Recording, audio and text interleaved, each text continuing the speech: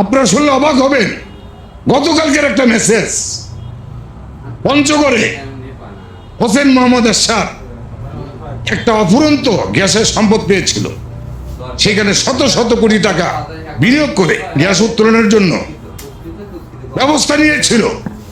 একটা ভারতীয় হেলিকপ্টার যেদিন এটা ঘুরতে আসলো এই এলাকাটা দেখার জন্য, তারপরের দিন থেকে ওই প্রজেক্টটা বন্ধ। কি কারণে সেটা গতকালকে সমস্ত সোশ্যাল মিডিয়ায় প্রচার হচ্ছে। আপনারা এখানের মধ্যে কি মিটিংয়ে কি বক্তৃতা দিতে আছে? পঞ্চগড়ে গ্যাস ফিল পাওয়া গেছে, সেটা ইরান ইরাকের চেয়ে বড় গ্যাস ফিল হইতে পারে, অথচ ভারতের শিলাগুড়িতে বোরিং করে আমাদের গ্যাস টাইনে নিয়ে যেতেছে ভারত।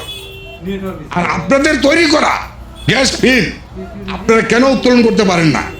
যেটা নগদ জিনিস, যেটা রেডি আছে, কালকে যদি গ্যাস উত্তোলন করে ওই নর্থ বেঙ্গলের চেহারা পাল্টায় যাবে, সিঙ্গাপুরের মতো হবে।